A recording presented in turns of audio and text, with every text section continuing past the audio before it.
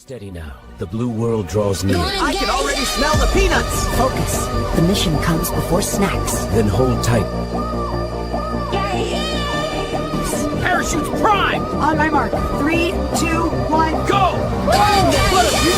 eyes on the landing zone.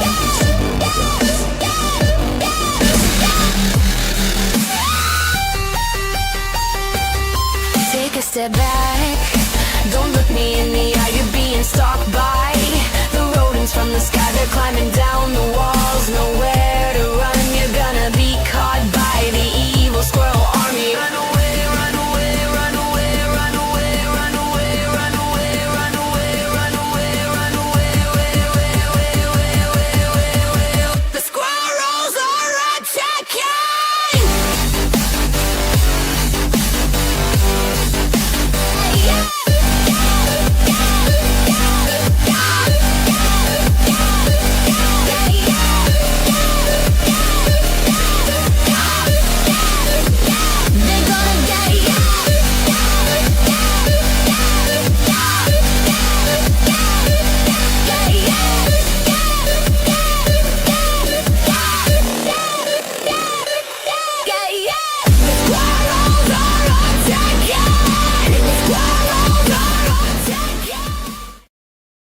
Woo! What's up, everybody? How we all doing tonight? I hope everybody's having a fantastic day and night and, the stuff. Wherever you're at in the world. I don't know. Time change and I'm a little bit not all here. But anyways, so tonight we're going to do a roundtable. It's going to be the very first one. I called it League of Interdimensional Squirrels. And I missed having roundtable conversations, so I decided to do my own thing. What up, Moon? How you doing, girl? But yeah, so tonight's subject is we are going to attempt to talk about abductions and alien hybrid type stuff and just UFO stuff in general. So, we've got a very interesting set of stories to kind of tell. And even though this subject is going to be a little heavy at times and, there's a lot of weight to it. The goal is to not only kind of put this information out there a little bit, just in case people don't know about it, but also to inject a little bit of humor, a little bit of sarcasm to it where we can. It's good. It's good to not always have everything so heavy all the time, right?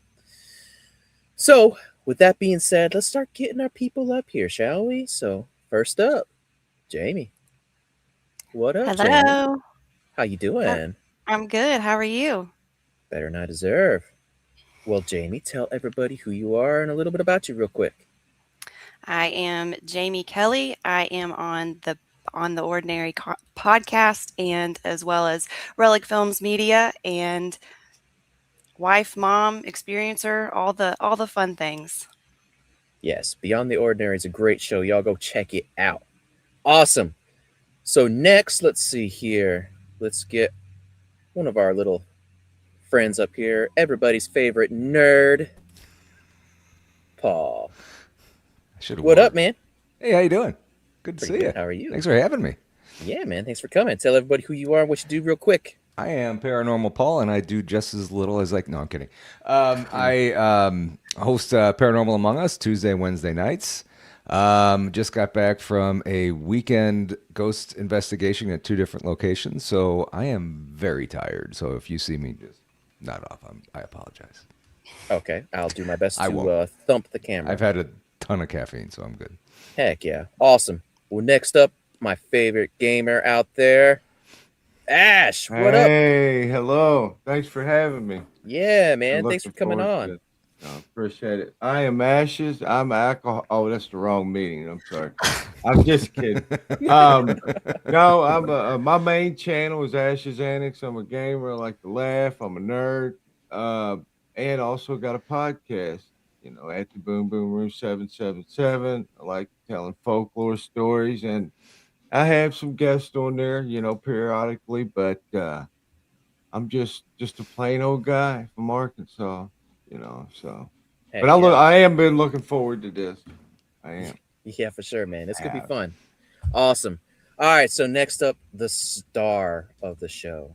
I mean, this is everybody's favorite guy, guest co-host, love him to death, just the coolest dude I know, Ray. What's up, What's up, Ray? guys? How's it going? Pretty What's good. going on?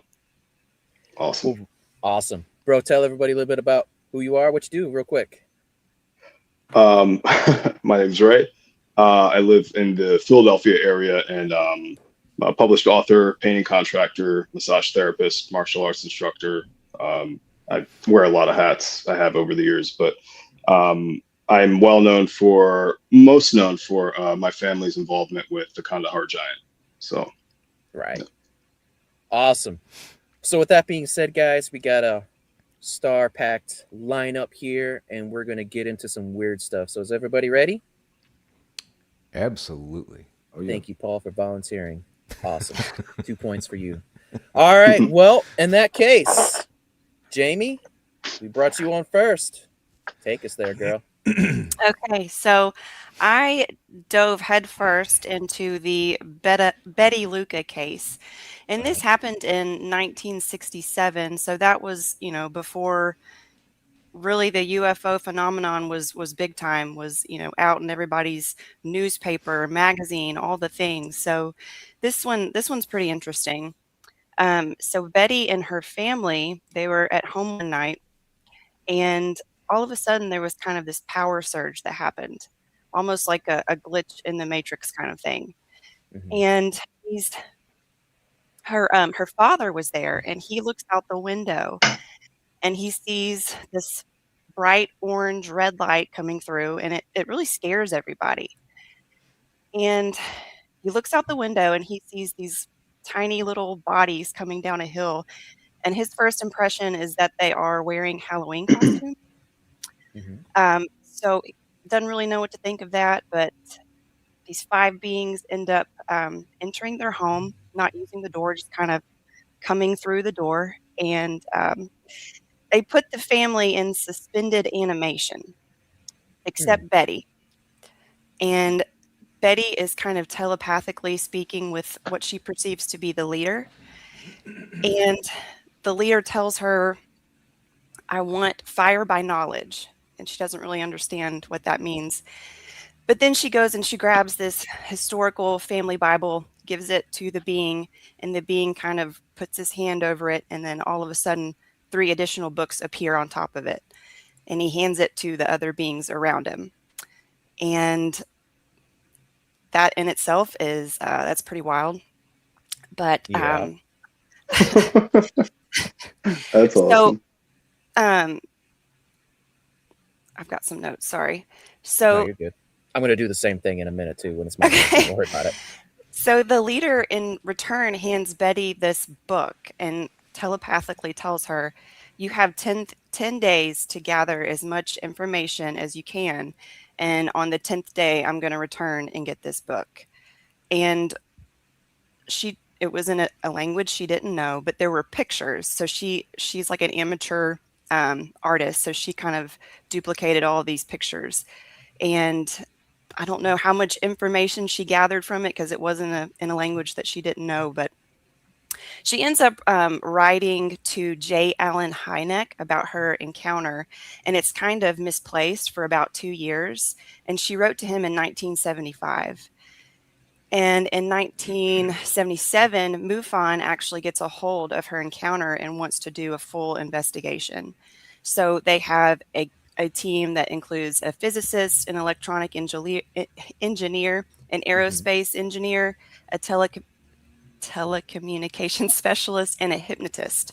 And they do all of these, tests and processes. And she ends up being, it's over a span of 12 months. She passes 2 lie detector tests, and she goes through over a dozen hypnotic regression sessions.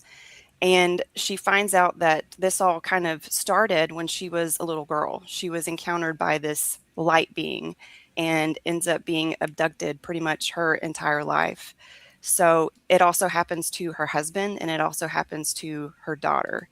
So they go through this lifetime of not really knowing that this is happening, but after hypnotic regression, it comes to surface and Betty is able to draw what the inside of the craft looks like that she's in, and she's able to draw what the beings look like. And it was kind of like a baseline for doing these types of investigations because they hadn't really been done like that in the past. So that was really interesting. But a few things that I found really interesting about this was, so Betty was a religious woman. And when this was happening in her home, she thought of scripture, and the scripture was, entertain strangers because they may be angels. So that was kind of her thought. She thought this may be like an angelic being. And her family being placed in suspended animation. Jim, I know that you and I can relate to that. That's a real thing. And Oh yeah. pretty wild stuff. And to see your family in that kind of state, I don't know what I would do. So I'm getting the gun and the Bible. I'm gonna be going. I'm going on the attack. The Doom music's gonna be playing if it's me. But that's Betty Luca. Awesome. Well, guys, what do y'all think? Not everybody all at once. Any thoughts?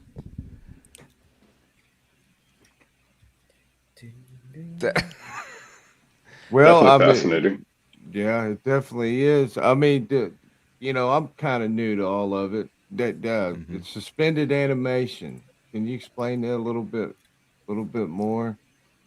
You That are actually- you're essentially frozen. You have no fight or flight. You have no Okay. concept of really anything that's going on around you. And like screen memories can also come into play in that time frame. What's going on around you, you might not remember because a thought's being put, into your head to replace what's really going on. Okay. For the longest time, I thought suspended animation was just a line from a Pink Floyd song. Yeah. So, Yeah, that's not a bad one. That's not a bad one. Yeah. No. What you think, Ray? Yeah. There have been, a lot of reports over the decades of people that never met each other, all different ages from all around the world that experience this type of paralysis. Where, I mean, I experienced it. I know exactly what it is. It's nothing like something cheese grating your brain and forcing you to almost like joint locking your thoughts. It's the only way I can describe it. It's pretty disgusting. Yeah, horrific. It's extremely invasive for sure. Yeah.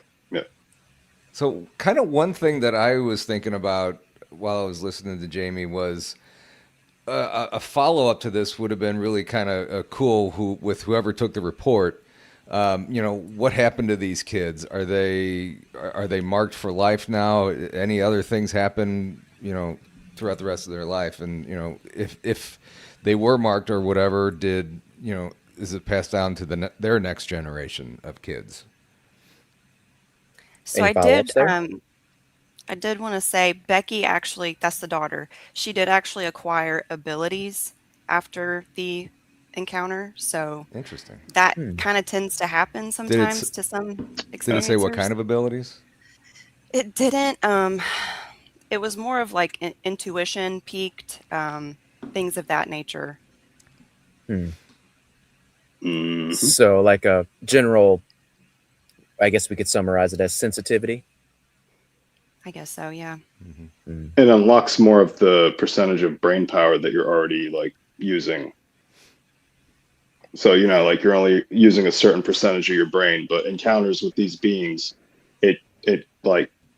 you're able to tap into more after these encounters. And a lot of it you can't explain. And if you pursue it, it can drive you nuts.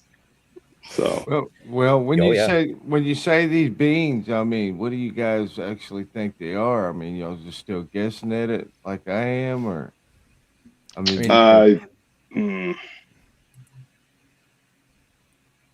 feel free to just go ahead and smack that hammer I mean, against the the first thing nailhead that if you came want. to my mind with beings is Uh-huh. typical grays. I mean, that's Yeah.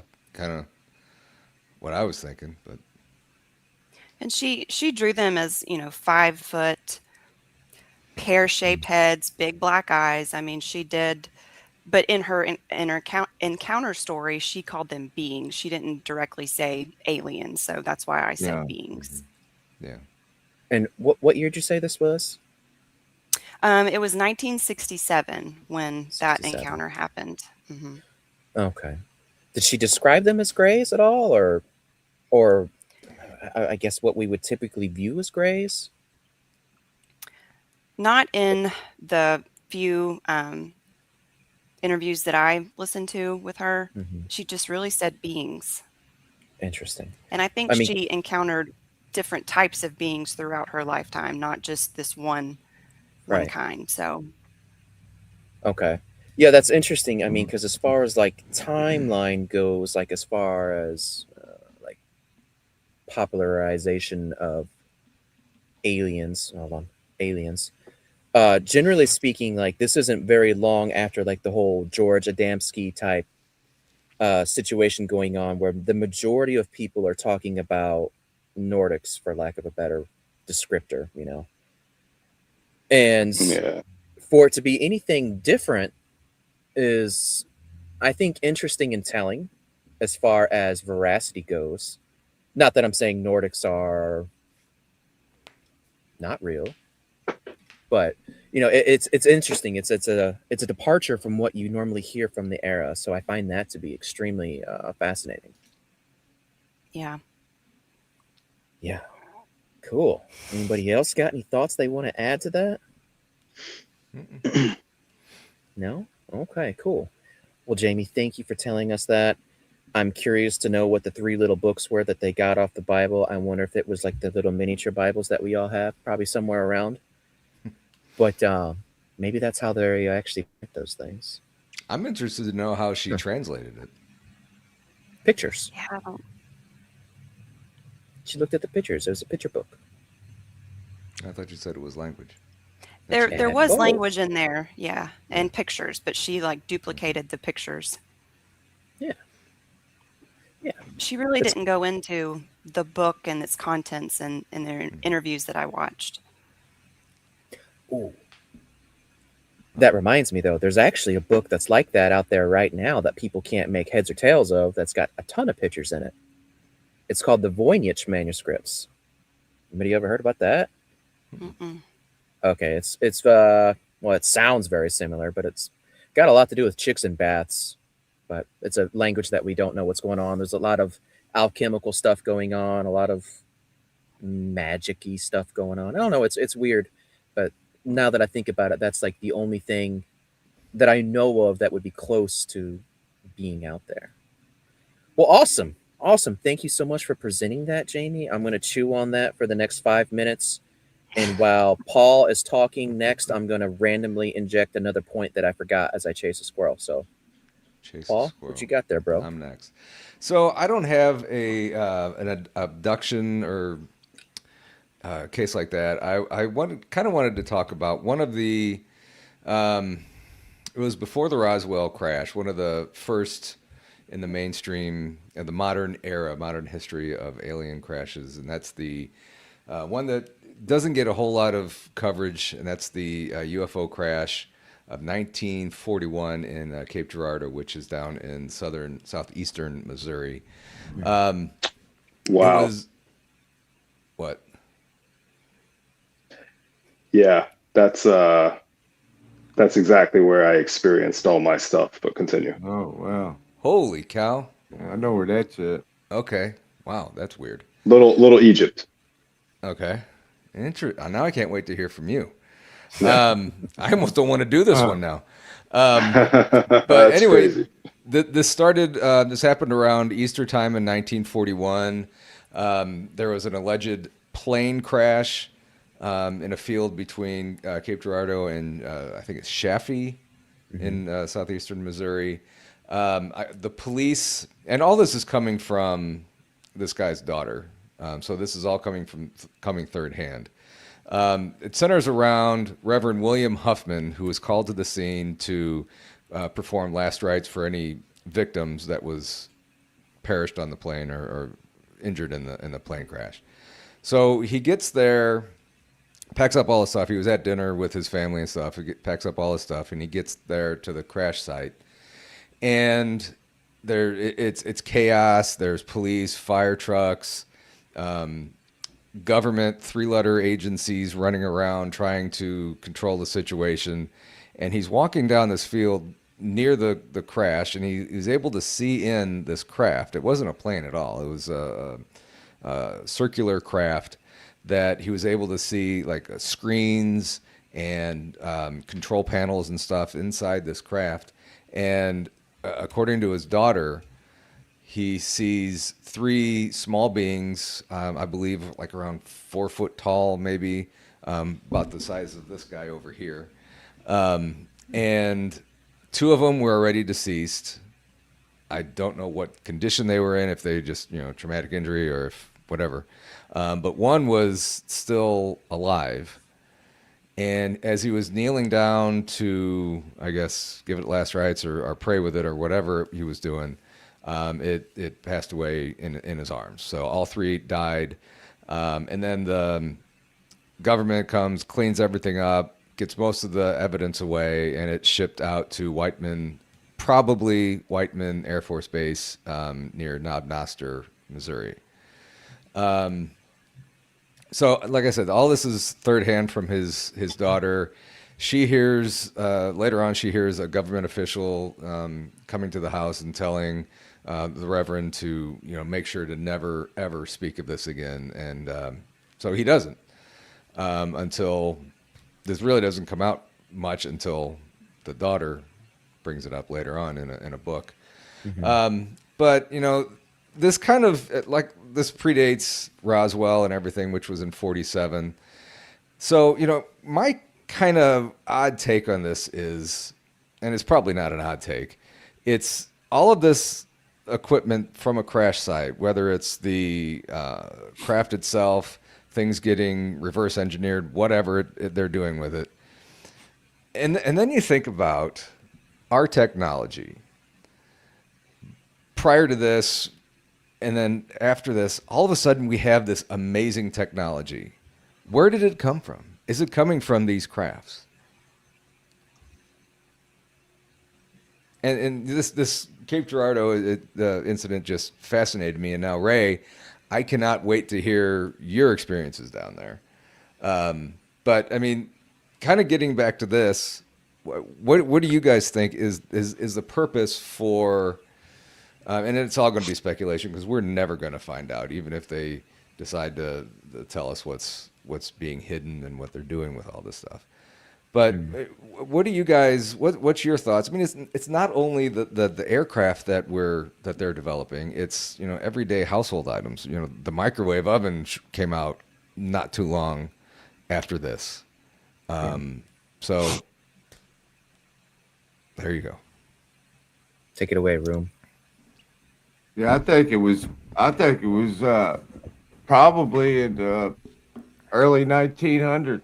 I think that's when there's probably crashes and contact, way before we hear about all these incidents. Because if you look at it, the technology, it started, back in the first world, first industrial revolution, and things just started taking off, in stages. And I think they had more technology than they was letting on, and they just wanted to release it slowly. You know what I mean?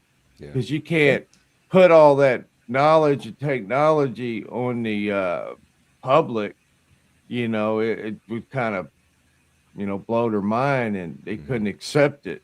So, I think they was releasing it in stages to the public. That's my opinion.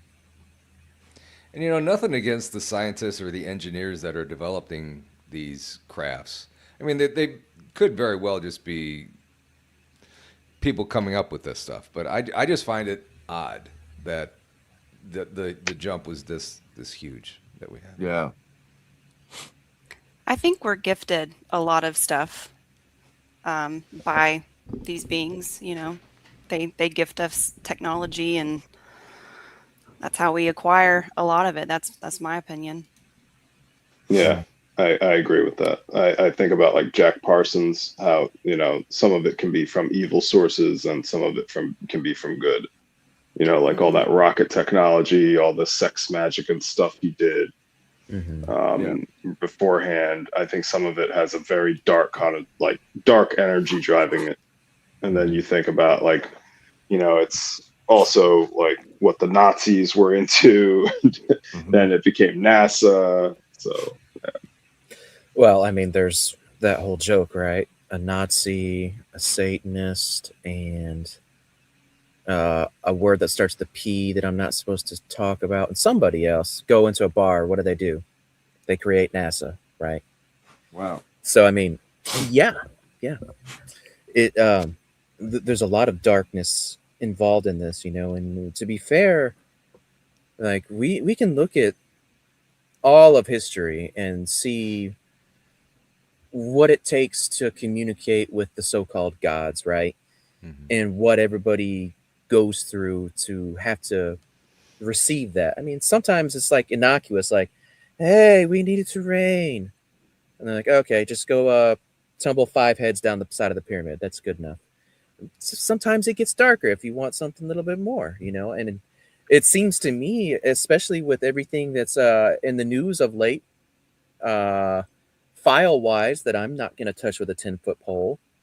I feel like there's a lot of that going on right now, and it's being brought into the light. And I think there's a lot of movers and shakers that are on that so-called list for a reason, right? Yeah. Just my 2 cents. Yeah. Side note, y'all might have already heard this, but do y'all know what NASA stands for? Nasty.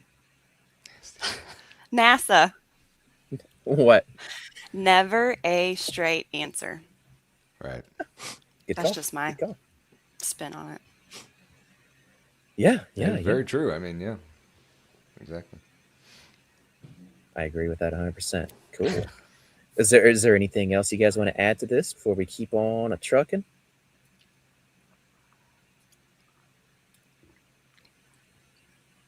Awesome. Okay. Well, lively. Lord, I'm gonna have to turn on some background music for everybody. It's the time change, Jim. Yeah. It's the time change. That's fair. I'm practically dead, so yeah, I get it. Okay, well, hold on. Here we go. Cue the entire panel. Okay, just making sure this is something I can put up safely. Question for the entire panel: do you think perhaps that some of the crafts are actual organic beings rather than physical manufactured crafts? Yeah, absolutely. What I saw was not just a machine. What I saw with my friend, who's a police officer, who would always make fun of me for this kind of stuff. Not like make fun of me, but he would just kind of be like, "Oh, if that's what you believe." That's kind of like how he was. And then he saw this stuff with me in Kinmundy, Lower Illinois, near Cape Girardeau, and then what we saw was it was definitely some type of like interdimensional, like living vessel. It was definitely something. I don't know if there's like a stern type thing out there. Maybe there is. I don't know, but that was definitely real. Yeah, for sure. Yeah. I'm going to agree with you on that. I think that there is a lot of elements of these crafts that are biologic. I mean, we can go the mundane route and start talking about like the whole upper atmosphere critters that are being talked about of late, like sky jellies and mana rays and things like that. And granted, I do think that has something to do with crazy 40 and stuff back in the past, like meat showers and whatnot. But I think it goes beyond that with 90% of what we see. And I don't know exactly how to define it, or like ascribe awesome adjectives that I could say and make people be like, "Oh, you're so smart, bro." But I think there is, because it gets reported so much. Everybody's like, "Look, yeah, there was things on said craft or whatever, but that craft itself, I felt like it was conscious. It was watching me. It was talking to Yeah. me." Yeah. Like that yeah. gets reported too much for it to Yeah. not be something, Oh, yeah. right? Yeah, it's like what I can describe it as, like a bionuclear electric type thing. It looks like what I saw looked like a sun or a moon, or it looked like some type of like floating plasma lightning type thing, and it was big. It was like the size of the sun or the moon, and it moved as quick as lightning. But for a brief moment, it stopped, and it was conscious. Yeah, And no sound. no sound whatsoever. But later there was something later. Yeah. Mm-hmm. This is an interesting comment by Corpse Mankind. We saw a djinn in the minefields of Afghanistan, glowing blue mouth standing in the wasteland. Wow. I don't doubt that at all. There is so much weirdness that came out of that area at that time. Yeah. Oh yeah, my uncles, my dad, my cousins, they would tell me all kinds of stories about the jinns in Afghanistan when they were growing up. Oh yeah, they have all kinds of stories. Oh yeah, Really nasty. That place is just chocked full of it, man. I mean, shoot. Yeah, I mean, even before my dad even said it, even when he was a kid, he's like, he was scared to walk in a dark room. Well, and that's like, fair, we're talking like the 1940s, Yeah, but I mean, to be fair, his mother was like that hardcore witch, right? So I mean, yeah. So there's that. I mean, there is that, but I mean, he's not alone. Like my uncles have said it, my cousins have said it, and they didn't live with my grandmother. Like it's just like a normal thing over there. Like there's nasty spirits everywhere over there. It's just a foul place. I'm sorry. I know it's my origin, but yeah, they'll even tell you it's a foul place. Oh yeah, I mean, hey, to be fair, man, I feel the exact same way about Toledo, Ohio. That's why I live in Alabama now. So there you go. Makes sense to me. I get it. But with that being said, guys, out there in the audience, if you are curious to know a little bit more about what Ray is talking about, go to the Sacrificing to the Giant of Kandahar episode that he and I did, and he goes into it. Check it out. It's awesome. Don't do it right now. Right now, you stay with us. But after this is done, go check it out, and you get a little bit more of the backstory of what we're talking about. But yeah, so awesome. What were we talking about? If crafts are organic, or what our opinions are on that.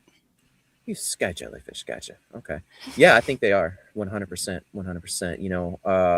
My first thought on that particular matter goes actually to Ophanium. I don't know, the little disky things that are angels that Ezekiel talks about. Yeah, wheels in the sky.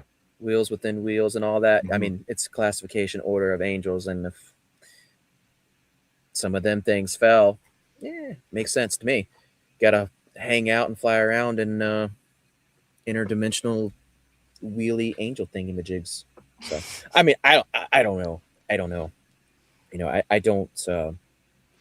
I don't doubt the possibility at all of making an organic piece of machinery that houses some kind of abomination of a soul within it to power it. It doesn't surprise me at all, because I think, generally speaking, the majority of aliens that we see are 3D printed meat suits anyways. So that's just my talking thoughts. about like a dreadnought from Warhammer. Yes. Okay. I've never heard that before. That's kind of crazy. Awesome. All right. So next, I believe we have, who's next? I think it's me, unfortunately. Unfortunately? Yeah. Well, I'm the most uneducated person here Oh on gosh, here this we go. subject. But anyway, okay. But yet you raised your hand to go next. Well, I wanted to get And it you out of the volunteered to way. be on tonight too. Hey, I wanted to get it out of the way. So Okay, that's fair. That's yeah, fair. yeah. Take us But there, Ash. but before I do my boring talk about, I never did get to tell you when I was on your show. About 6 years ago, I was in bed and I seen this above on my ceiling, this window open, and it was like a window of light. Mm-hmm. And then it was like I could see into the sky, right? Yeah. Well, I look over, and then on the stairs there was three beings, like they were shadows though, but they were on the stairs and they were moving and they were black silhouette, and their heads was typical grays, but their fingers had like bulbs on the end of them, and there was like three of them. Mm-hmm. And that's when I started rebuking them in the name of Jesus, and then they went away. But I kind of just, because at the time I was going through spiritual battle, I kind of just associated it with something demonic, But like I said, you guys know a lot more than me. I mean, could that have been something like that? Could it have been? What freaked me out was that when I looked up, it was like a window actually open in a square. Mm-hmm. And it was like I could see it was real bright. That was just a freaky situation. To be fair, guys, I got diagnosed with ADHD. I knew I had it last Friday, but it's not a crutch. I won't take any medication. My mind goes here and there, but Wait, what do you guys think it is? did you say you got diagnosed with this last Friday? Yeah. Oh, okay. Okay, ADHD, which I figured I had it already because I forget things and I don't, I'm disorganized and, Well, to be fair, that's my natural state of being. I thought that was Yeah. just part of being an adult. Oh, well, Yeah. I thought, well, okay, maybe, okay. Okay, I don't we all know. need to Just- get checked after this. Okay. Yeah. Just wait till you get in your 50s. It's just natural. I mean, that's One more year, dude. One There more you go. year for that. But I mean, what is y'all opinion? Before I get into telling this story that fascinated me from Arkansas, real close by, what do y'all think that could have been something demonic, or could have been a gray, or what's y'all's thoughts on that situation that I seen? I think they're all demonic. Agreed. Think they're all demonic. Mm-hmm. So there's no good. I mean, grays are No. just all demonic, just like a type of angel, Did it scare you? huh? No, Did it scare? No, I've seen demons in front of me. It doesn't scare me. The only time I ever got scared when I had a Sasquatch encounter. and Right. screamed. But Wow. no, You had a Sasquatch encounter? just Wow. yeah. It That's was crazy. I mean, I could tell it real quick or not. I mean, this is a different show. I can tell it Yeah. sometime. But anyway, I do want it on the show, to be fair, but okay. Nice. But yeah, I had one of those, which I got frozen and scared, which I wasn't really spiritually close to God at the time. Mhm. But when this happened with the Mm-mm-mm. shadows, the beings, which I've seen, demonic beings, and I've had discernment of demonic beings since I've been younger, and since a kid. But I think that maybe that was, like you said, some kind of gray type. What Yeah. freaked me out was the window. What freaked me out was I the think you window. saw jinns. Really? I think you saw jinns. Yeah, because they're always the shadow beings that are reported in the Middle East are the jinns. Yeah. We'll see. We'll see here. I think Jim knows. I'm Romani, and what that means is American Gypsy. I'm 100 blood American Gypsy. And see, my grandma would tell fortunes and stuff, and it goes back generations. But what happened in the 70s, they got saved, and they quit all that, And I think some of the stuff that's happened to me has been generational curses, which I know you could break it, And but I asked her. She was like 101 when she died. I said, "Why'd you quit it when I was younger?" She said, "I got saved, grandson. It's not right, Mhm. doing that." Yep. That's what she Yep. told me. Yep. Yep. And Yeah. but I haven't had anything demonic happen to Jimmy, Beans in a long time. But anyway, I wanted to, if I got time, I'll tell this. It fascinated me. Okay. In Arkansas, I don't live that far from um Devil's Den. Okay. It's Yeah. in Northwest. Okay. What's Devil's Den? It's like a little park. It's got caves and stuff like that. And what happened, I think it was back in the 70s before about this alien abduction. There was a girl and her family visiting there. This is this is the first story. I'll make it quick. Mhm. She was there and she got lost. They couldn't find her for like 3 days. Okay. And they found her like it was 30 miles from there 3 days later. And she was in perfect shape. She wasn't like dirty. She wasn't, harmed in any way. And she was like 7 or 8 years old. That's a very famous case from there, from Devil's Den. But this is what I always knew about that story, but I was reading about it, and it was back in 1977. It was an alien abduction. It was a guy named Terry Lovelace and his friend Toby. They won't give his last name, but it was in June, and they was camping and clearing in the park during the night. They reported a massive triangular UFO hovering silently above the trees. Bright lights illuminating the campsite. A sudden period of missing time.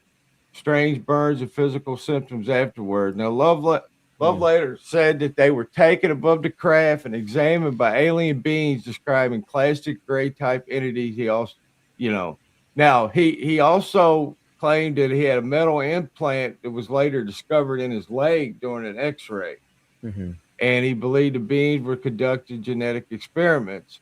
But Mm. there's a little bit more to it. But Hmm. that place, which Ozarks in Arkansas is infamous, for Sasquatch cryptid. But that place there for that to happen, and I didn't know about this story, but I knew about the girl's story, which I should have, read a little bit more so I can explain it. It's very famous. You can look it up. There's something with that area. Maybe she was abducted too. Some people think it was cryptics or Bigfoot done it to her. But I'm kind of thinking now, and but there's a lot of missing times. There's orbs in the woods. They said a lot of strange humming, and mostly people report lost time in that area. I think she went And through a portal. you think that's what I think too? Yeah, And, I think she went through a portal and didn't know it. yep. I Would think that it would that explain the strange humming noises? could be. It's a good question.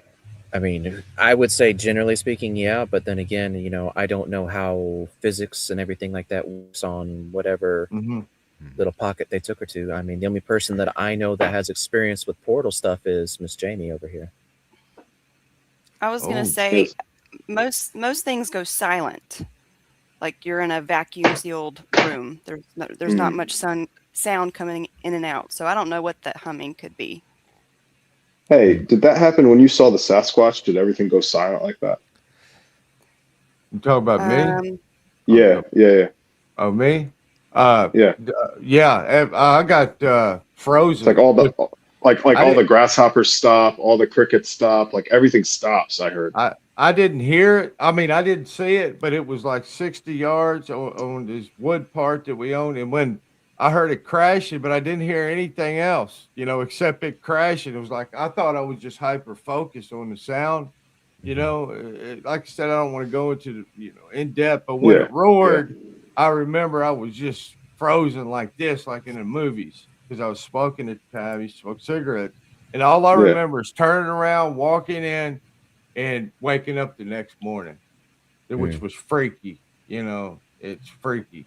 It lost time. Actually, lost time with that because I thought the whole time I thought it was demonic.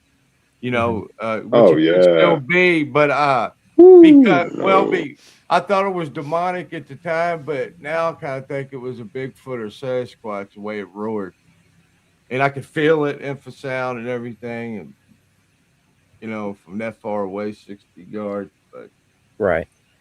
Well, I mean, what I'll say is, here's the thing, man. Like, it doesn't seem to really matter the flavor of story, whether what we're talking about is alien, Bigfoot, whatever. Like, none of this stuff comes at you in a good way. You know no, what I mean? So, I mean, to say any of this would be nice, my opinion, I think would be naive. But, I don't really have the best answer for you. I mean, if you want me to explain it all biblically, I'd be happy to, but we don't really have time for me to go into yeah, that. I'm Ray's saying, yeah, demonic, all of it. I mean, yeah, Oh yeah. personally, and like I said, I can back that up, no problem. It's an yeah. easy thing to do. But Uh, I mean, me too.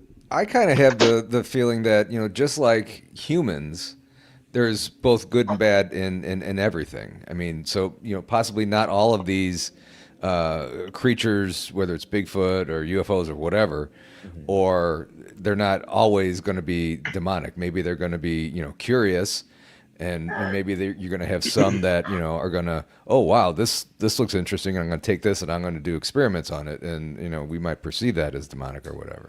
But I just don't think that everything is going to be demonic. But that I no, don't that's know. fair. That's Yeah. fair, man. I can respect that. I'm just gonna, I would just say that if something is curious and wants to do an experiment Mm-hmm. on a thinking, rational creature like us, I mean, why wouldn't you ask permission first? Because Lord knows there's a gazillion weirdos out there. Be like, oh yeah, take me, please, please. I want to do that. Like, really, we're gonna probe you? Like, oh yeah, no, I want to do that. Like, consent. Mm-hmm. It wouldn't be hard to get, my friend. Yeah.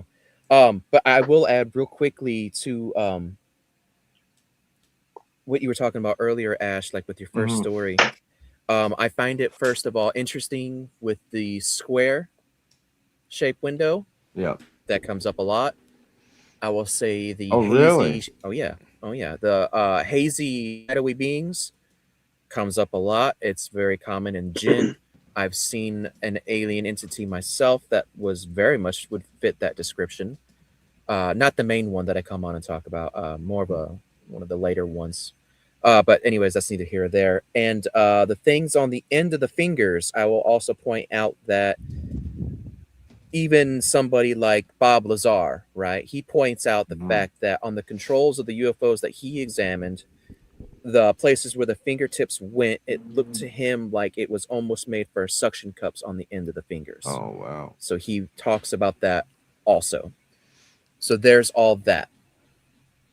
Wow. I mean, yeah, like I said, I've heard Bob Lazar's story. I didn't miss that, but I didn't know that people's had that same situation with the window, which was totally freaky to me, and Oh yeah. because there was just so much going on at the time. That's during the time that, I came on the show and told you that, I was in the bathroom and this demonic being that looked like the Grudge appeared side to me and spoke to me. But I just, so, and then when I seen orbs in the house, which it was an old house, there's a lot of stuff going on. And, Oh no. then there was a lady that was in the backyard that was demon possessed that tried to mutilate herself. And Oh. yeah, yeah. There Whoa. was some crazy stuff going on. Yeah. It's Mm-mm. the voices, the voices told her to cut her tongue out or they was gonna offer Ew. kids. Yeah. So Okay. I took her to the hospital in time before she bled out. Yeah, she took a box cutter. It was a bad deal, man. It was going on. Yeah. Whoa. But Damn. yeah, she was demonic because I mean, at the time it was my fiance's friend and was written in the backyard. We moved a little RV for her, I felt sorry for her, right? She Right. started acting strange. And I went to pray for her one day and she looked at me and like her eyes just, she disfigured her face and she took off out of the house. Well, and then before this incident happened with the mutilation, is she would not eat for 3 days. She'd just sit and stare. And I could feel, I knew something was going on. And then exactly. But anyway, it's just a long story. I won't get into it. But the house had a lot of stuff going on, and I just associated the grays, but I know 100%. But when the window opened, I didn't feel evil, but until I seen them. So I don't know if it was trying to just decept me, deception to make me feel that they were good when I seen the window. Yeah. Yeah, they do that. You're trying to trick me. I was thinking he was trying to trick me. Okay, and then Yeah. I'll get it. Yeah. I'll get into something else too, Ray, about the candle Yeah. art. I got a friend from Branson, Missouri, went to school with. I didn't see him in years, right? And he he swears that he was on a cleanup team with the red-headed giant. He was like the second team that came in because he has this nice house because he was poor growing up. And then he went into, went into martial arts, MMA. I won't say his name because, I can tell you Yeah. later.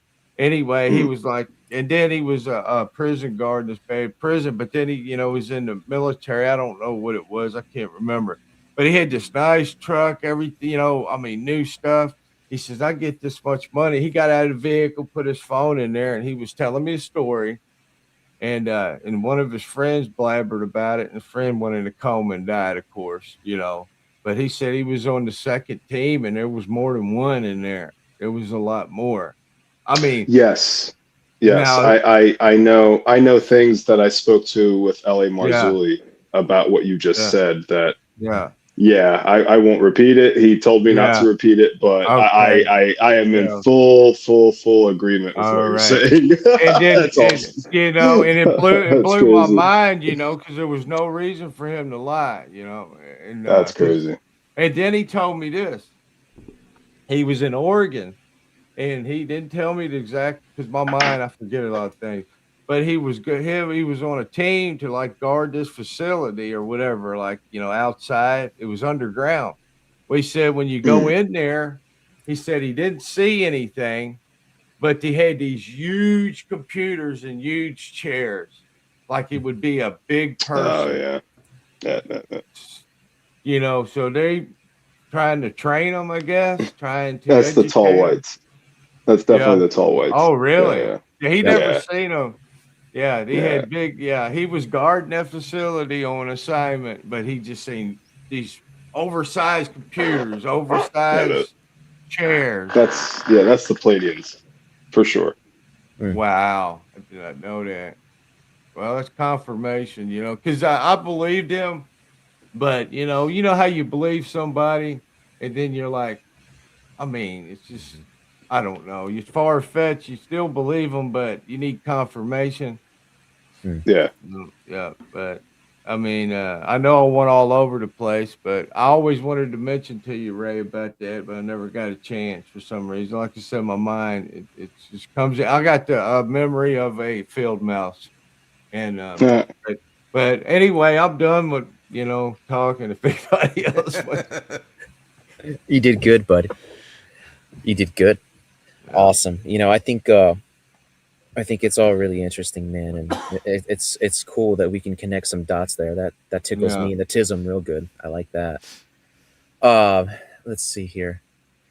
I'll just add something real quick for chat here. Is basically what I'm saying is when we hear these stories and nothing good comes from it, to assign that to something that would be good, I think would be a mistake. Just my thoughts personally. Because like I said, we are not animals. We are not dogs, cats, whatever. We are human beings. We have intelligence, we have reasoning, we have rational minds. We can talk, we can communicate. And if something needs to come into an agreement to be able to do something, I don't see what the problem with that would be. Like I said, plenty of people would sign up to do whatever it is that they need. Even for instance, like on my own experience, when that thing possessed my body and gave me no control, and basically gave me PTSD for the rest of my life and opened up a crazy series of events that took me years to get over. If that thing was out there just innocuously like, oh, hey, bro, my ship crashed. Hey, don't freak out. I'm over here. I'd have been like, hey, no problem. You need some help? You need a wrench, screwdriver? Like, you need some tools? Can I help you out? Jump box? Like, it wouldn't have been an issue. District 9. Right. But the problem is the MO, the calling card of all of this stuff never takes that route. It never does. There's a few outliers, yeah. But what what's the background there, and one more thing I would like to point out, because it doesn't get pointed out enough, is that some of like the personal stories that we're up here sharing, like it's pretty interesting that there are different flavors of this phenomenon happening to the same people, right? Bigfoot, alien, demonic, whatever, like whatever adjective you want to put onto it. It's interesting how multiple things come up with people, and I can't say that I think that exists within a vacuum. I think the odds of that are statistically insane, so, but it's cool. Have whatever opinions you want. Like, guys, I'm never here to like hit anybody over the head and be like, think this way. No. Like, hey, if you want to hang out with benevolent space brothers, hey, cool. I hope it works out. I haven't found a story where it has, but I'm sure it will for you, and I would wish you the best. You know what I mean? That's just my 2 cents. I am a weird guy, and not everybody's cup of or slice of spam. So, I'm Hawaiian flavor. I get it. But with that all being said, 2 things. One, Jamie, you are not talking enough, apparently. Tell Greg said it, calm so yeah. down. Greg, calm down, Greg, boss man. calm down. But anyways, yeah, if there's nothing else that we have to attribute to that, Ray, take us there. Take you there? Yeah. Okay. Where do you want to be taken? Remember, you had a story to tell. It's your turn, bro. All right. Well, so am I doing the Thailand story? If you want to, I'm here for it. Or am I continuing the whole thing with Cape Girardeau? I don't even know where I left off the last time I was on your show with that experience. Well, to be honest, I prefer that you didn't give all that away, because I kind of want to record that big long story, but share what you want to share. Why don't we talk about Thailand then? Yay! All right. So I was in Pattaya, Thailand for 2 weeks from the 17th of February until last Wednesday until last Wednesday. And I went for dental tourism, and it was awesome. I got 8 fillings and X-rays for $500. So yeah, it's definitely worth it. In America, it would have been about $3,000 for just the procedure and the fillings and the X-rays, but I decided to go get a 2-week vacation and all of that stuff for the same price. So yeah, it's a win-win-win. I strongly recommend it if you don't have insurance. But anyway, so when I was there, I had a couple of strange experiences. One of them in particular, which still kind of sticks with me. I was walking down South Pattaya Road, right where you almost approach the beach, and I walked by this taller Indian guy, and I heard a really demonic voice say hello to me.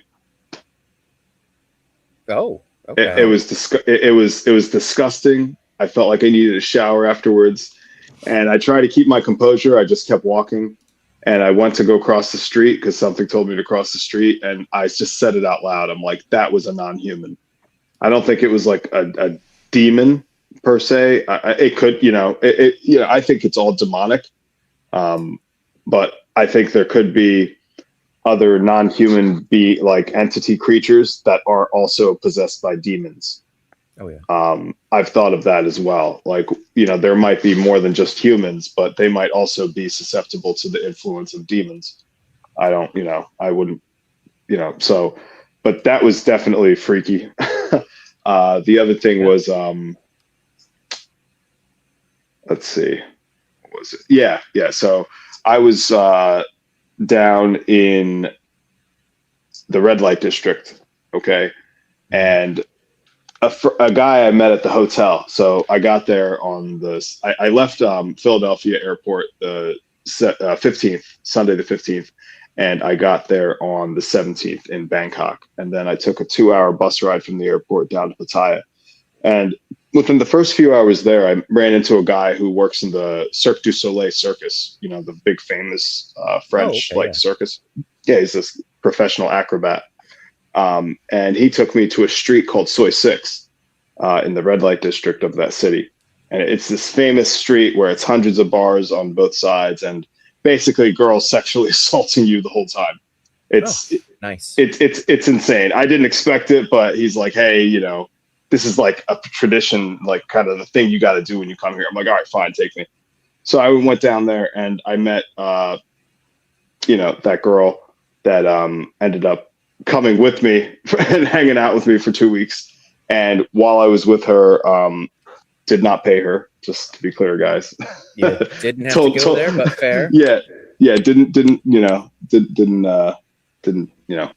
Anyway, she told me some stuff about what goes on down there. And apparently there's a lot of witchcraft and black magic that goes on. Mm-hmm. And some of it involves cemeteries and menstrual blood and tattoos and sigil magic and basically possession. Mm-hmm. And then when people go to acquire services from this individual, they might have something go home with them besides, the nasty stuff we think of. It might be spiritually nasty as well. Right. Not just I mean, I by no means went down there to acquire, any services from anyone, but I ended up making a friend. Nice. Yeah. And they told me some of this stuff, which I had actually heard in a YouTube video from a famous person in that area as well. So that kind of substantiated it, but I found that very interesting. So those were the couple strange happenings that I experienced when I was there. Yeah, no doubt. What do you guys think? Yeah. Well, I think that, go ahead. You can go ahead. No, go Paul. ahead, Ashes. Go ahead. I think that,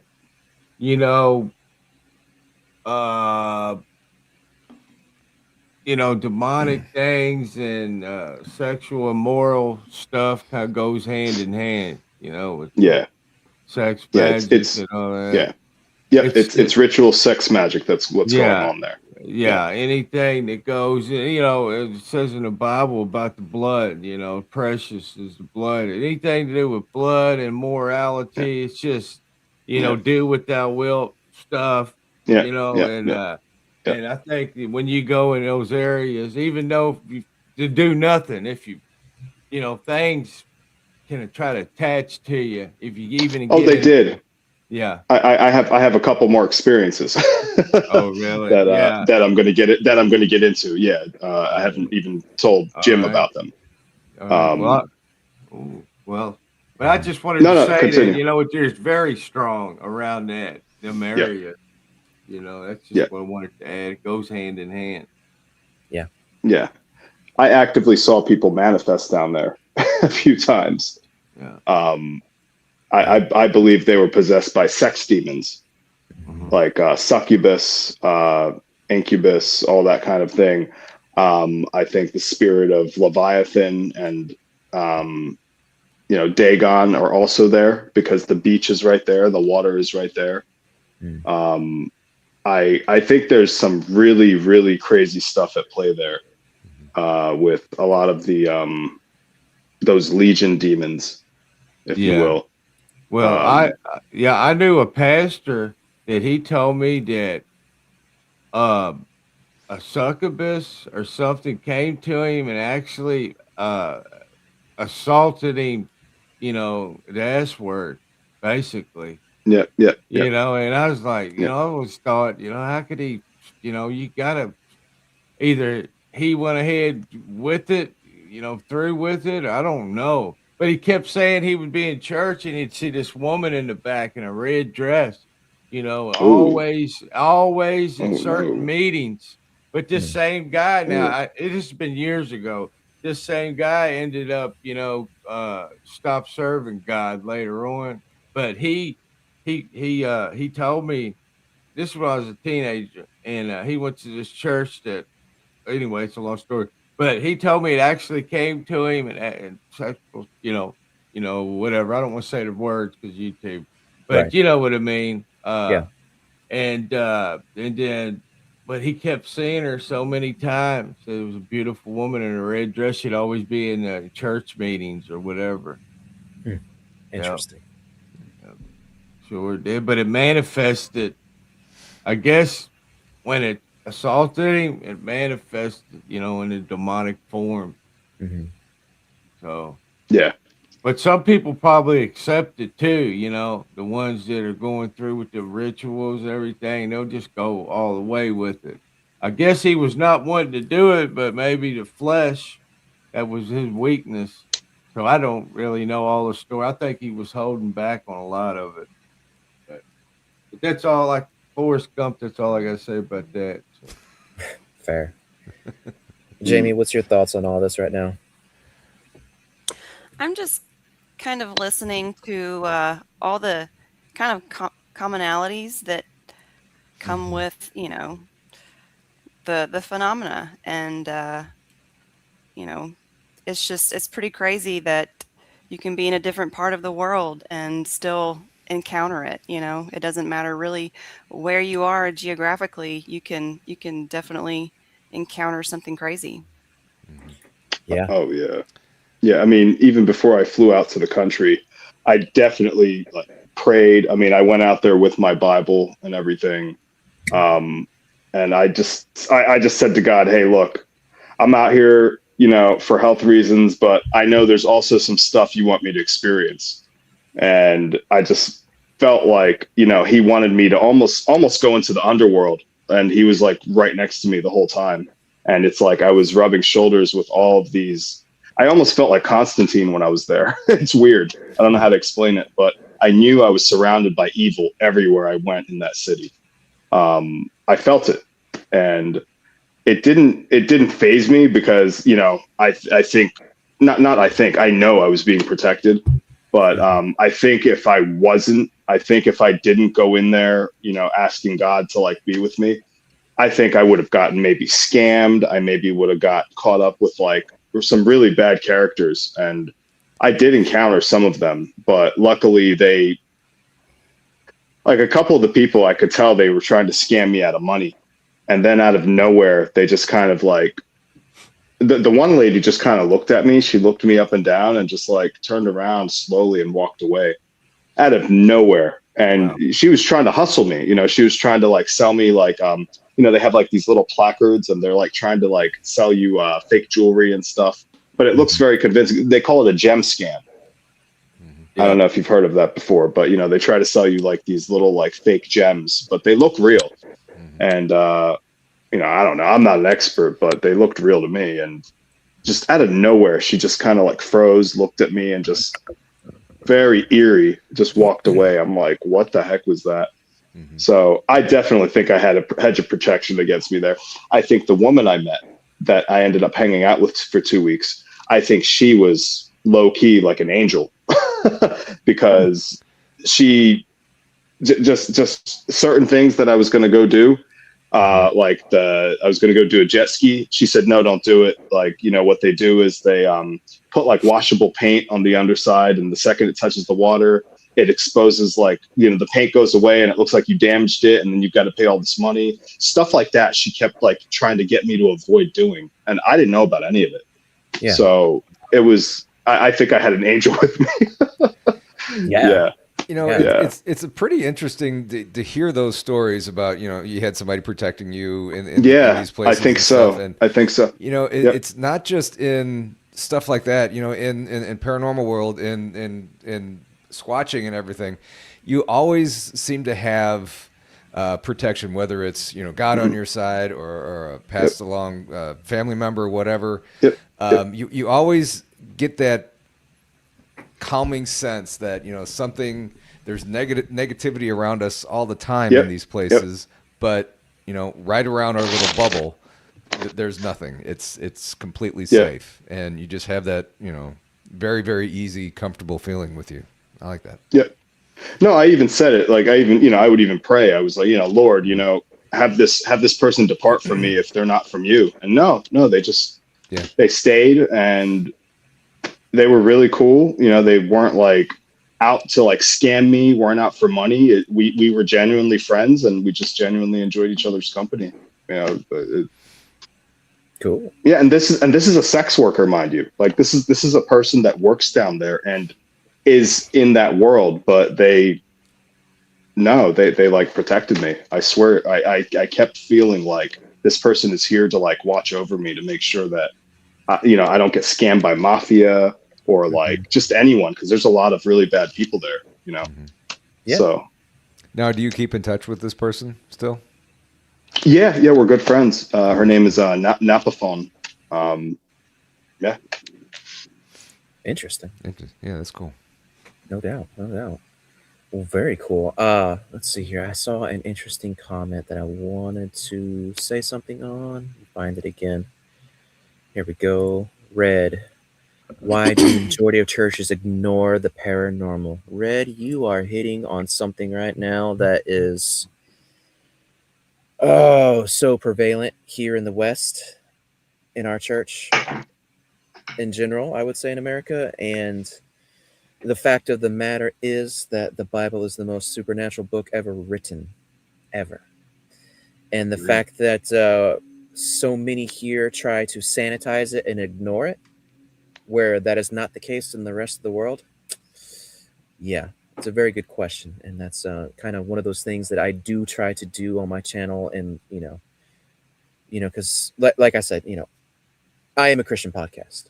That is the view in which there's the lens I view all of this in, and, it's all connected.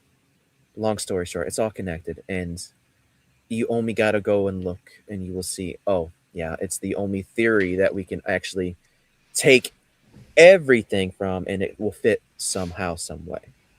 And I'll just say that, my perspective and point of view of this, that was not my starting point at all. Like, I went down every single other path that I could find to try and wrap my head around my experiences and all the stuff that I had researched after the fact, and none of it was able to be explained 100%. Where I'm at now was my last resort. It is the one that stuck. Why? Because. So that's all I'm going to say about that. Great question, and thank you for the comment. I really appreciate it more than you know. Awesome. Guys, is there anything else that we want to add before I go with the spicy last story? Nope. Okay.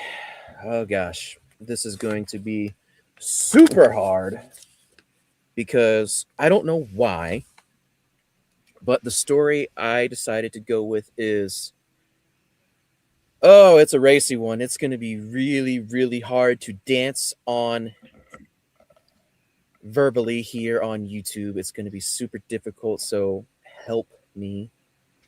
But this one actually takes place in 1992 in Australia, of all places. Hello, my Aussie friend in chat. I see ya. His name was Peter Curry, is the way it's pronounced. It looks like Corey, by the way it's written, but whatever. But the moral of the story is this guy is a lifelong abductee. He was a native from Lebanon before he moved to Australia. I believe it was Melbourne. I can't remember. But this whole experience and story, if you guys want to look into it later, there was a whole book written. It's called Hair of the Alien. It's written by Bill Calker. Let's see here. And one of the things that I will go ahead and throw out there before I get into it is, before this, he did experience a head injury. Now, if that plays any kind of role in this, I don't know. I don't think so, because we, at the end, DNA evidence to prove his story. But, all right, essentially what happens is he is asleep in bed one night and he is taken out of his body. And this is apparently something that has happened multiple times. Like I said, he's a lifelong abductee. All of this happens a lot, missing time, the yada yadas. But eventually he comes to somehow and he gets rocketed back into his body. And when he does, there's some promiscuous stuff happening because there are two entities there in his bed. One of them is beside him and the other one is on top of him. And this causes a panic. Well, before I should get into that part, let me describe them. All right, so the chick that's on beside him, he describes as being very tall, black-headed, has like very Asian type features. However, her eyes are completely black. That's a lady boy. I couldn't resist. I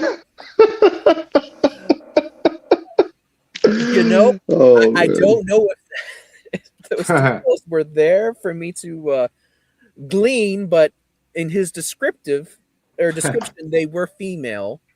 And I think he got a good look at them, but surgery is what it is. I don't know. But the other one, thanks, bro. That's awesome. The one that's on top of him, kind of the same features. However, she is very light complected, has almost white colored hair that is, just super, super blonde. Both of them have kind of, not human features, right? It's very much a hybrid situation going on. Her eyes are larger as well. But instead of being all black, she actually has blue eyes. So there's a little bit of something going on there. But essentially, like as he comes to and sees all this going on, like he goes into a panic, rightfully so. You could argue not rightfully so, but whatever. But as he starts to freak out, the one on him basically grabs him and tries to be like muffle him so that he wouldn't scream out. And that happens multiple times as he's trying to, just recombobulate himself from everything that's going on, let alone being taken advantage of in the process. He tries to breathe and escape the situation and bites down on what I remember is a very sensitive part of her body with lots of nerve endings, right? And had bitten so hard that a piece of something flew down his throat. And the interesting thing to note about this is, one, no blood. Two, not much of a reaction on her part. What I remember of the story is it was basically a grunt and keep on a-going. And what he describes, which is interesting, and I'm not entirely sure what to make of this particular detail, is this chunk of flesh, when it entered his mouth and down his throat, he said that it burned like acid.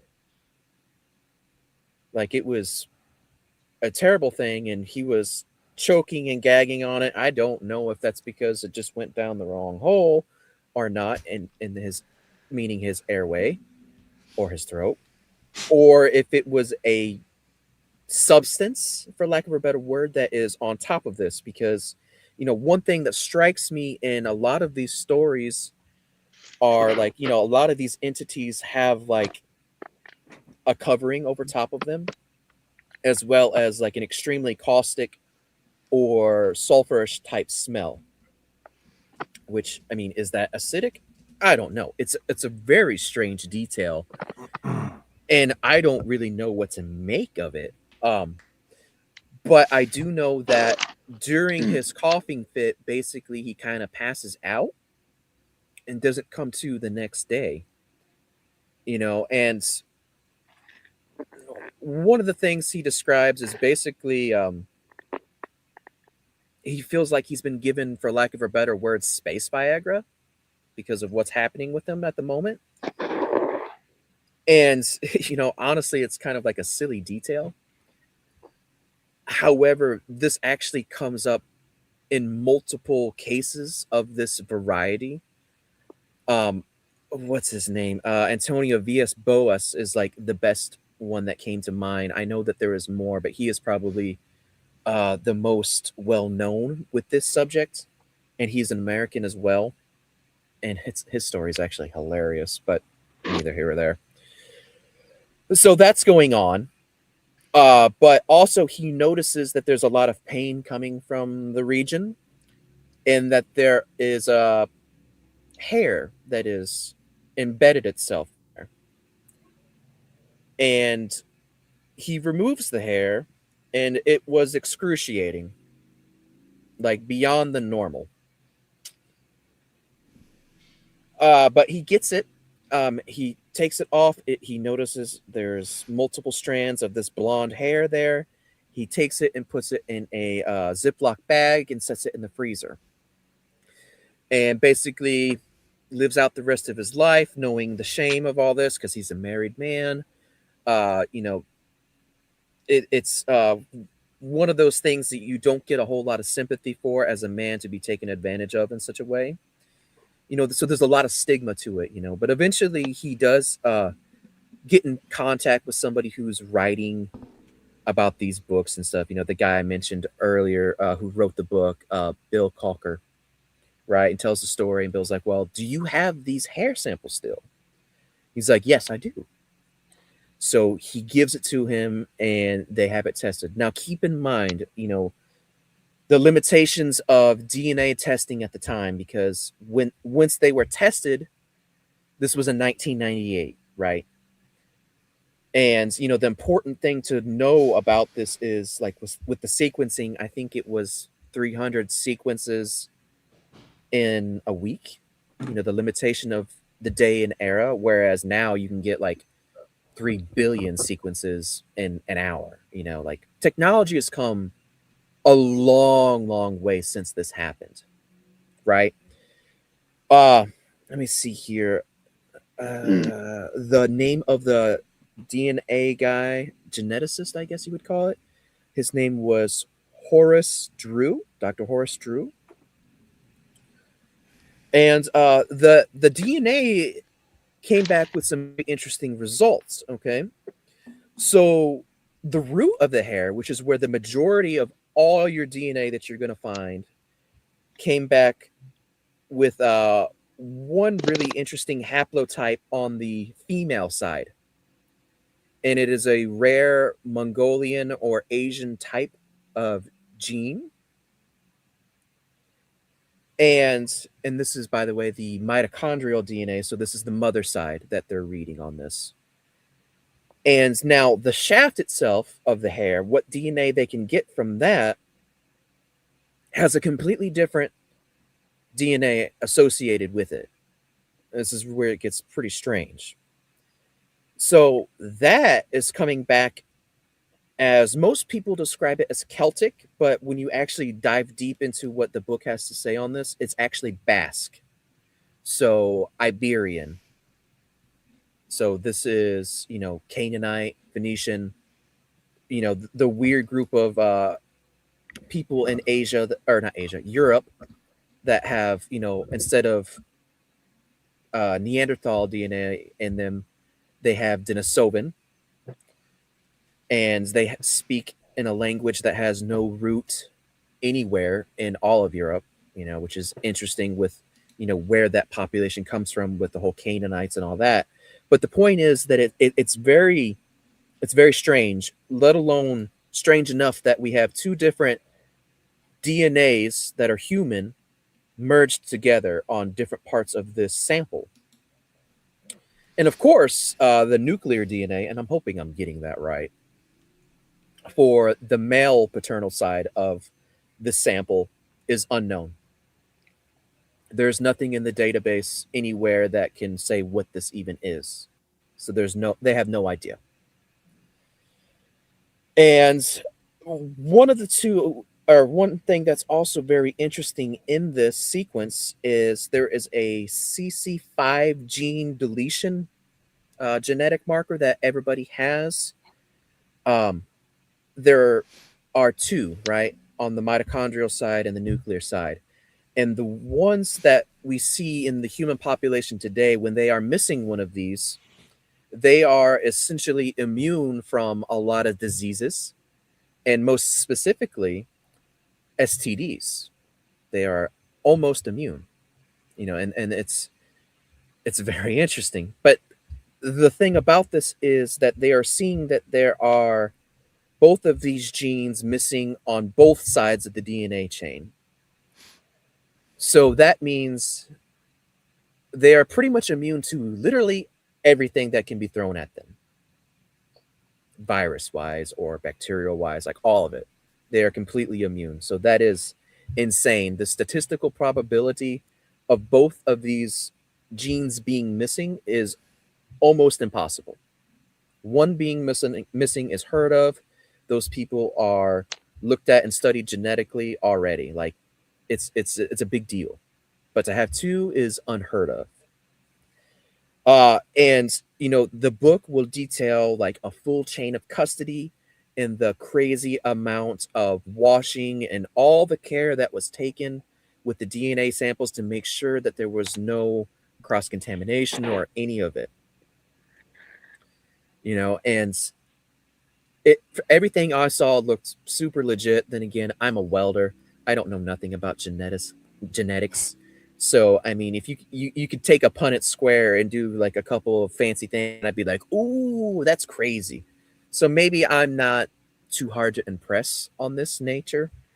But I find it very interesting that one, he's describing these to be as hybrids because of the way they're built.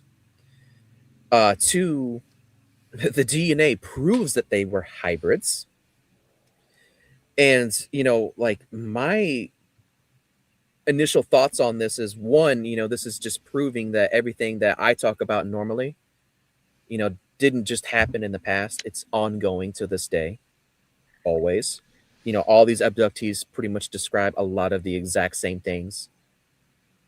So there's some connecting threads there, but also the presence of these females altogether is interesting, right? We have like the Asian lady on the side, and then we have the Celtic / Iberian or Basque lady assuming that position. And like my mind with it looks at it as, in Asia they boast a lot about being descendant from dragons, right? And shoot, I mean, when you look at, even though they're like talking about the whole Mongolian phenotype of this is, or haplotype is interesting, and just look at the way Genghis Khan is portrayed as actually looking, giant, redheaded, cat eyes, like not very Asian. But then again, Mongolia is a melting pot, so But it seems to me like there is a representative of what we would look at and call the dragon bloodline, as well as with the Celtic or Iberian, the fairy bloodline, which, if you guys don't know, that's not like Tinkerbell. No, that is when you look at like the Nephilim and all that, the female progenitor side of those clans and lineages, they are called throughout history the fairy bloodline. That's where that whole thing actually comes from. So to see both of them there, I find it to be extremely interesting. And there's a lot of comedy to be involved in this because kind of seems like not the worst thing in the world to wake up to, admittedly. But yeah, insert all the jokes and give me all of the thoughts that you guys have on this because Have they been to Thailand? that is a fair question. Fair So question. that would be pretty horrific to wake up to. Yeah. Yeah. Jim, I do have a question. Okay. When What you got? when this was going on, was he out of his body? Was he having an OBE? He was having an OBE until he wasn't having an OBE, and then he woke up to this happening. So he was up here looking down at his body. From what I understand, that came right before he got in. From what I understand, he was taken out and was in a different place. And then as he started coming back, he saw this was going on, and then came back in. Granted, I didn't get to read the entire book. I'm going on cliff notes, but yes, either way, it was an OBE, and then once that ended, this happened, and they seemed to be just as surprised as he was that this was happening. Wow. So just a little tidbit. If you're having an OBE and you are out of your body, who's in your body? What's in your body? What could have given maybe consent while he was out of his body? To be fair, that could have been what the space Viagra was for. Wow. I don't know. That's why you don't do remote viewing. Good call. Good call. I never had that experience myself back when I did that stuff, but well, then again, I wasn't really consciously here in my body, so I don't know. I'm just gonna pretend like I didn't. Gonna pretend like that. Yeah.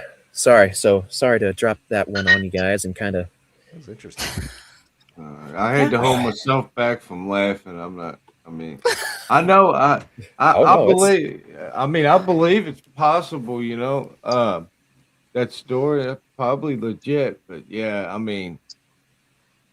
I kind of was weird that I told you that story before about that guy being, that succubus coming to him. Right.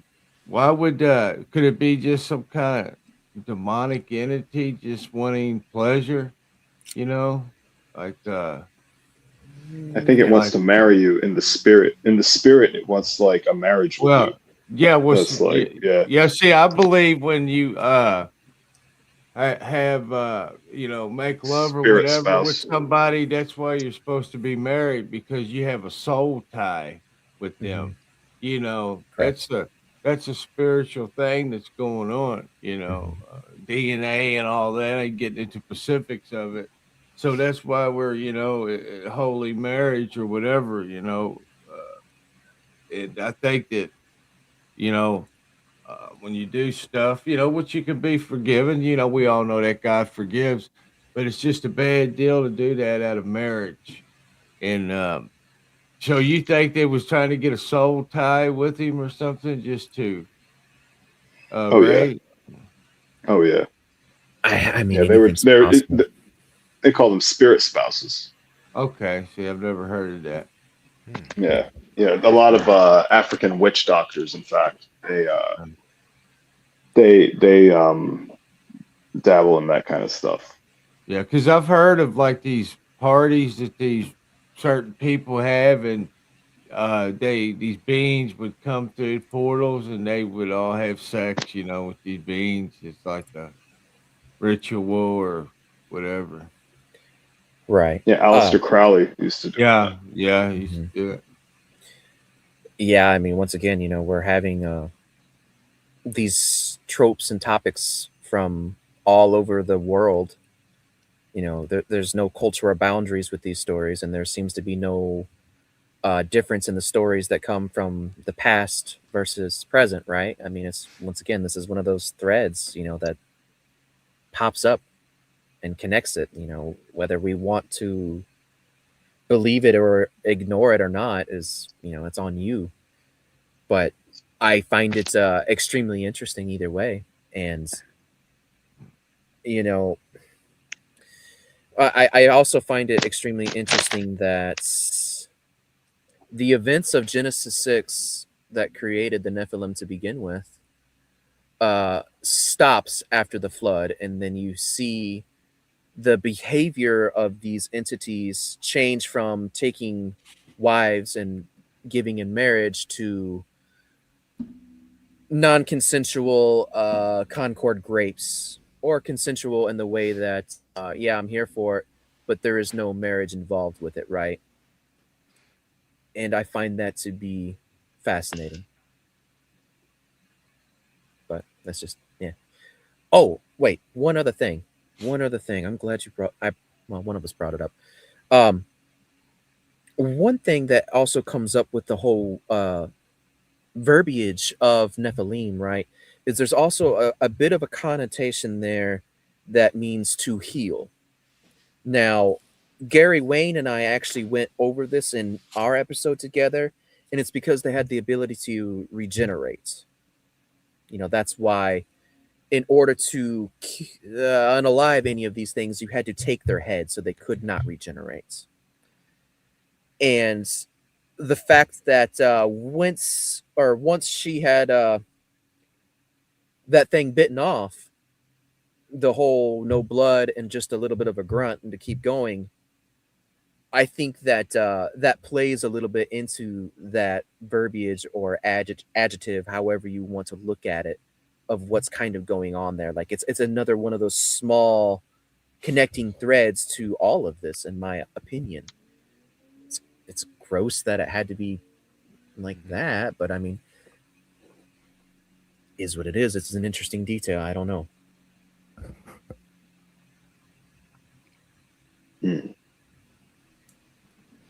Thoughts? I kind of thought of like the black goo substance that we hear, and that happens in rituals and things like that. Maybe that's what he consumed. Ray, every time you mess with that headphone, man, it sounds like you're just ripping a nasty fart.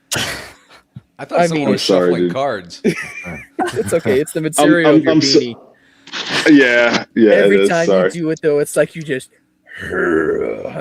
My bad. It's hard to keep a straight face, bro. I love it. So sorry, guys. It's okay. I'm sorry. So sorry. Jamie, what were you saying? I'm so sorry. It doesn't even matter. No, it does. It does. Come on, let's have it.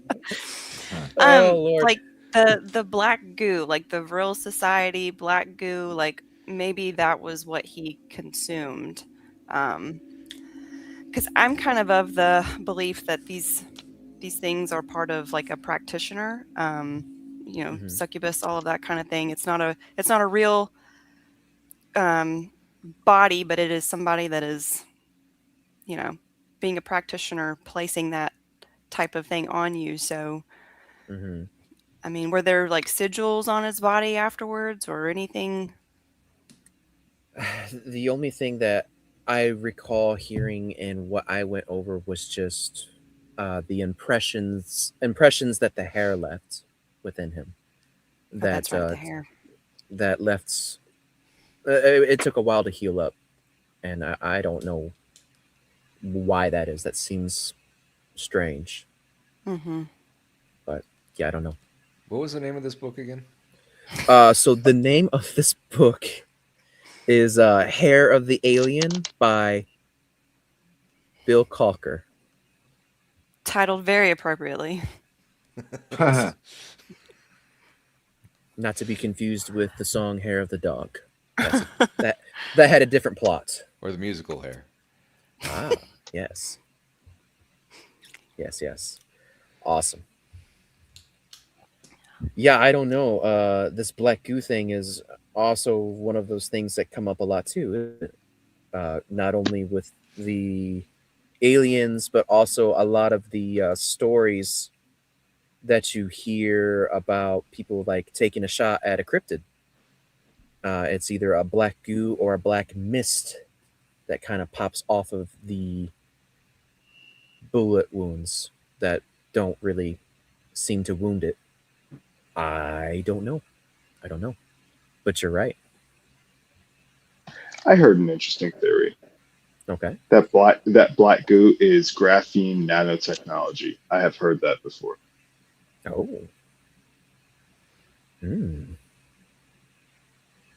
Could be. Well, with all of their abilities to manipulate the electromagnetic field. Yeah. And that movie Terminator, the Yeah. last one, where that dude was made of that, John Connor, like he was Skynet, he was made of that material. And Yeah. they said that's what it was. It was like the nanotech. Yeah. It's very possible. Very possible. Yeah. Anything else, guys? I want to read that book. Let me know how it goes. I will. Awesome. Well, in that case, we've already been on for an hour and 40. So I think we did pretty good. What do y'all think? Great. I enjoyed it. I enjoyed it as well.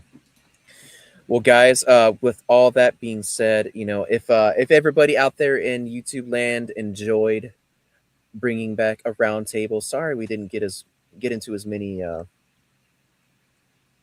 tomfoolery or jokes as normal, but When you were reading that story, Jim, I had all kinds of jokes going through my head. So you should have said it. I should have said it. It would have derailed the whole thing, so I apologize. Yeah, it's okay. I'm here for it. But I guess the moral of the story is, if you guys like it, give me some good feedback, and we'll see if we can't make it happen some more.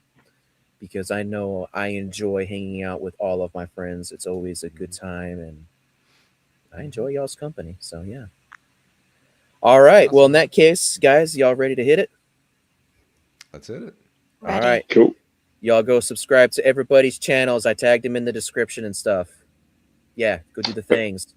Make sure It y'all was hit the nice meeting all of you. Nice Yep, meeting you you, too. Ray. Yeah. Y'all hit the like, hit the subscribe, hype after the fact, all the good stuff. I love ya. Tookie tookie. And peace. The beacons are lit! The people call for aid! Night's Watch will answer.